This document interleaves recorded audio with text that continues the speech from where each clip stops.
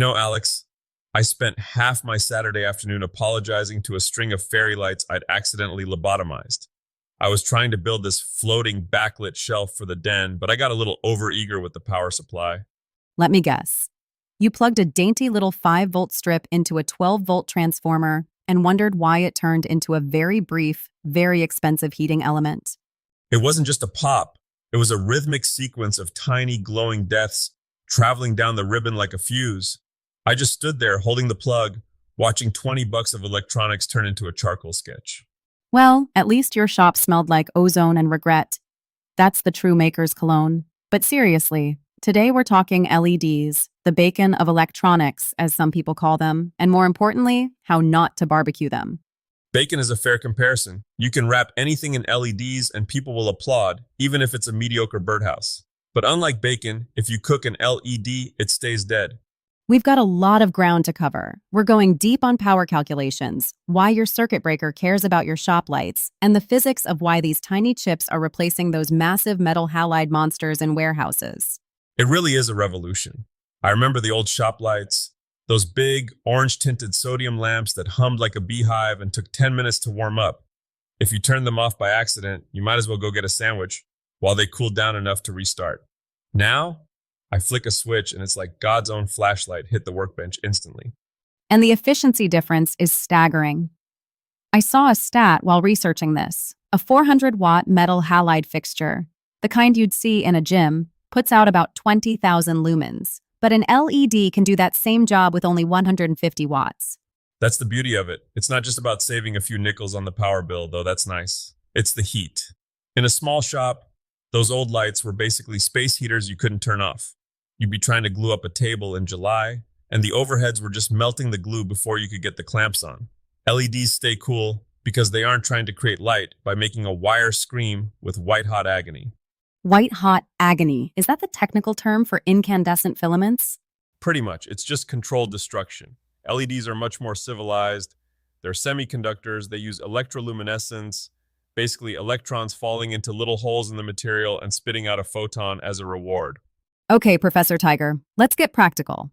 If I'm a maker and I want to add some accent lighting to a cabinet, I can't just hook an LED to a battery and call it a day, right?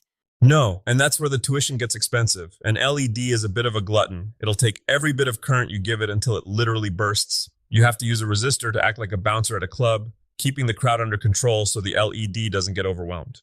So, let's talk math.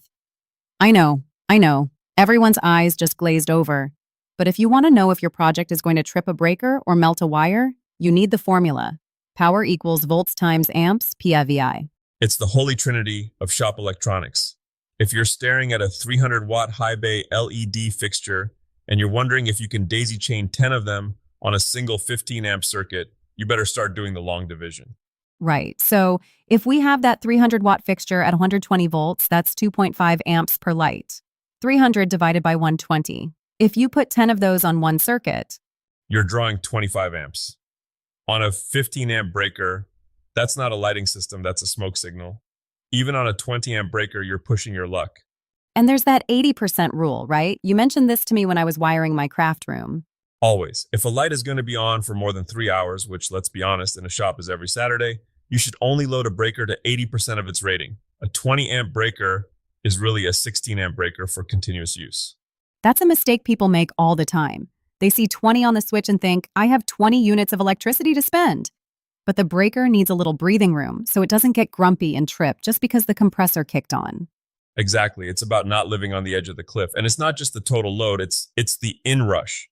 When you first flick the switch on a big bank of LEDs, the drivers, those little boxes that convert your wall power to what the LED needs, they can have a tiny little thirst for power right at the start.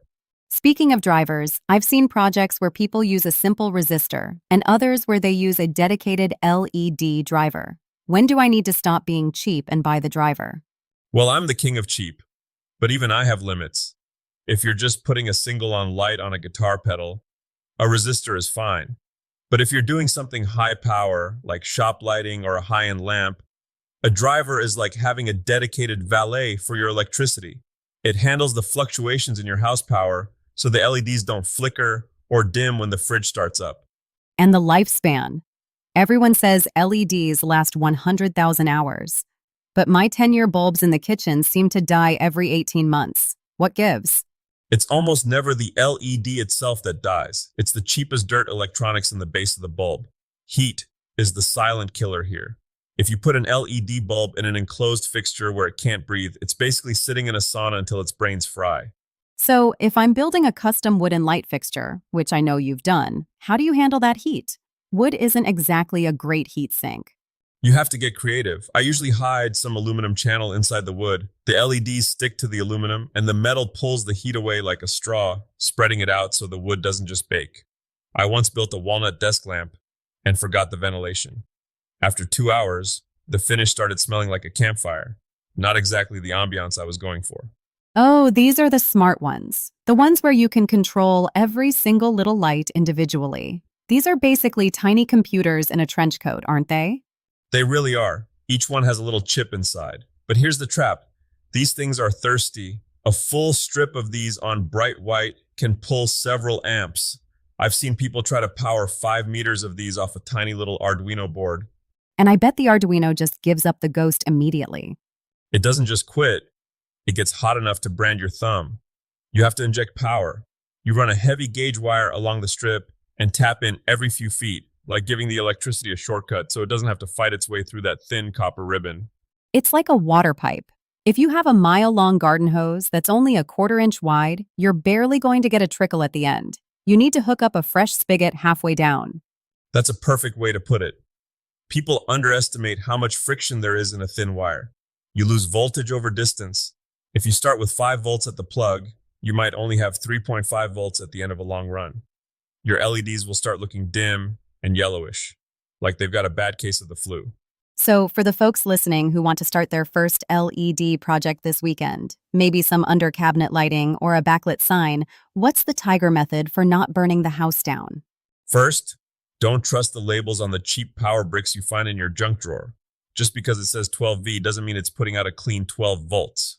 Get your multimeter out. It's the only way to know the truth. And check your polarity. LEDs are diodes. The D stands for diode. They are one-way streets. Right, you put them in backward and they just sit there stubborn as a mule. You put too much voltage in backward and you might punch a hole through that one-way gate and then you're back to that ozone smell we talked about. I think the biggest takeaway here is that LEDs are incredibly forgiving of our creativity, but they're absolutely heartless when it comes to the laws of physics. That's it exactly. They'll give you 50,000 hours of beautiful, crisp light, but they demand a steady diet and a cool place to sleep. If you respect the math, they'll outlast the furniture you put them in. Before we wrap up, what's the one project you haven't done with LEDs yet that's still on your bucket list? I want to build a resin river table where the river is actually a high-resolution LED display that reacts to where you put your coffee mug. But I need to figure out how to keep the resin from yellowing under the heat first.